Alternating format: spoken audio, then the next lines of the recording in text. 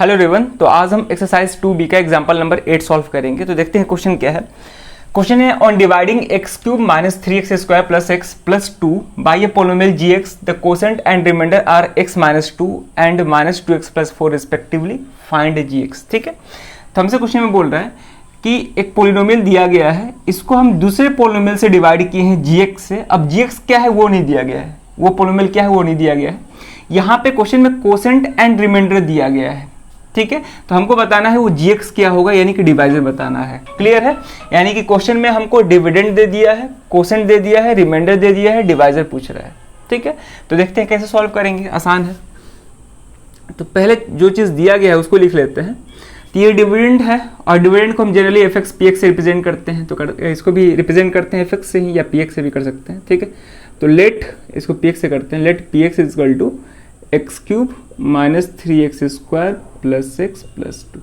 ठीक है, कोसेंट क्या है x माइनस 2। देखिए यहाँ पे दिया गया है the quotient and remainder are x minus 2 and minus 2x plus 4 respectively. ठीक है, यानी कि कोसेंट पहले दिया गया है तो ये होगा कोसेंट और ये होगा रिमाइंडर। क्लियर है, अब ध्यान से देखेंगे। तो कोसेंट को हम किससे रिप्रेजेंट करते हैं, क्यूएक्स से करते हैं जो कि x माइनस 2 है, और रिमाइंडर को आर एक्स से करते हैं जो कि है माइनस 2x प्लस 4। हमको gx फाइंड करना है, क्या होगा। क्लियर, देखते हैं। अब हमको पता है डिवीजन एल्गोरिदम। ठीक है, डिवीजन एल्गोरिदम फॉर पॉलिनोमियल्स पढ़े थे, उसमें हम क्या पढ़े थे, लिखेंगे फ्रॉम डिवीजन एल्गोरिदम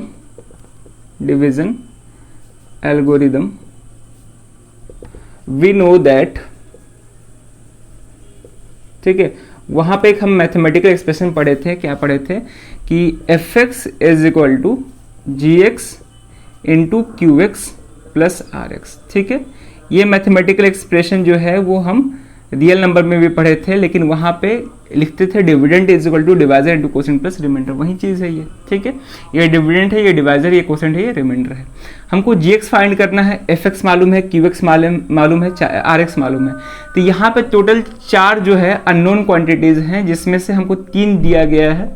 ठीक है, और एक फाइंड करना है। ठीक है, 3 गिवन है, 3 क्वांटिटी गिवन है और एक फाइंड करना है। क्लियर है, तो हमको gx फाइंड करना है। तो gx फाइंड करने के लिए क्या करना होगा कि पहले हम rx को इधर लाएंगे, तो वो हो जाएगा fx minus rx is equal to gx into qx। ठीक है, हमको gx फाइंड करना है, qx इधर आकर डिवाइड हो जाएगा, यानी कि fx minus rx divided by qx is equal to gx। ठीक है, तो हमें क्या करना होगा कि fx में से rx को सब्ट्रैक्ट करना होगा और उसको qx से डिवाइड करेंगे तो हमको gx मिल जाएगा। ठीक है, सिंपल है। तो यहाँ पे fx क्या दिया हुआ है, ठीक है ना। अच्छा, fx से अब हम px यूज कर रहे हैं, चलिए इसको fx कर देते हैं, कोई दिक्कत नहीं, आप px भी यूज कर सकते हो।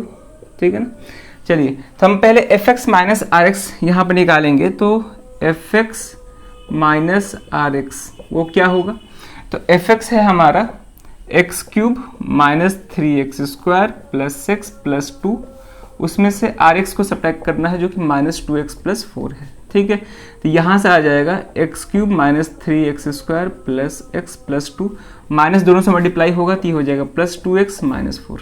ठीक है, फर्दर सॉल्व करेंगे तो ये हो जाएगा x cube minus 3x square plus x plus 2x plus 3x हो जाएगा, और यहाँ पे माइनस 4 प्लस 2 माइनस 2 हो जाएगा। ठीक है, अब इस रिजल्ट को हम qx से जब डिवाइड करेंगे तो हमको gx मिल जाएगा, यानी कि जो भी रिजल्ट आया है ये, इसको हम qx से डिवाइड करेंगे। qx क्या है, x माइनस 2 से डिवाइड करेंगे तो हमें gx मिल जाएगा। ठीक है, सिंपल है।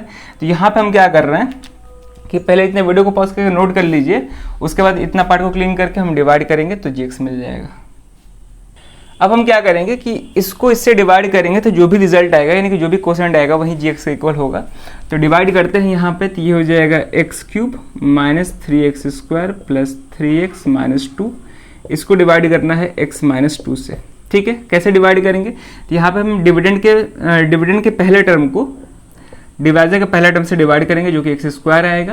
तो एक्स स्क्वायर को यहाँ पे लिखेंगे। अब इस एक्स स्क्वायर से दोनों को मल्टीप्लाई करेंगे तो ये हो जाएगा एक्स क्यूब और ये हो जाएगा -2x²। ठीक है, साइन चेंज करेंगे तो ये प्लस ये माइनस कैंसिल हो जाएगा।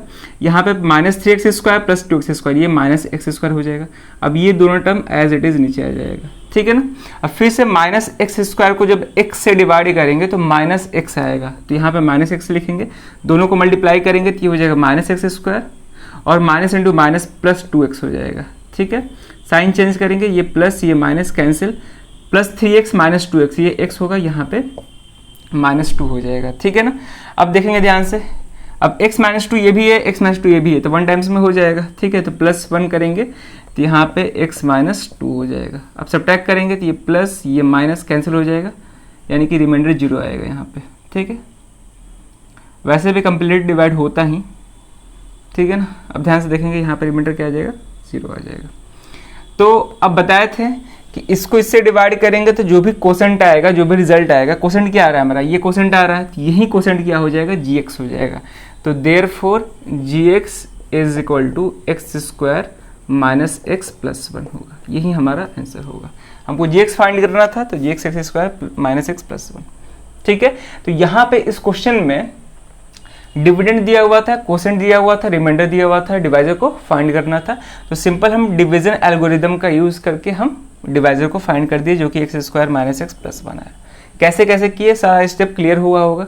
ठीक है ना, बहुत आसान स्टेप था, तो आसान क्वेश्चन था। होप कि ये क्वेश्चन समझ में आया होगा, और क्वेश्चंस को प्रैक्टिस करते रहिए। ठीक है ना, केवल वीडियो देख लेते हैं तो उससे काम नहीं चलेगा। क्वेश्चंस को जितना प्रैक्टिस करिएगा उतना बढ़िया होगा। और अगर इस क्वेश्चन का वीडियो आप देख लिए तो इस क्वेश्चन को खुद से भी सॉल्व करने का कोशिश करेंगे। ठीक है, चलिए फिर। तो ये भी क्वेश्चन इंपॉर्टेंट है, क्योंकि ये भी क्वेश्चन सीबीएसई बोर्ड 2009 के कंपार्टमेंटल एग्जाम में पूछ चुका है। ठीक है, तो कहीं भी कोई दिक्कत हो जरूर आप उसको कमेंट करें। तो इस वीडियो में ये क्वेश्चन रखते हैं, अब मिलते हैं नेक्स्ट वीडियो में नए क्वेश्चन के साथ। Thank you.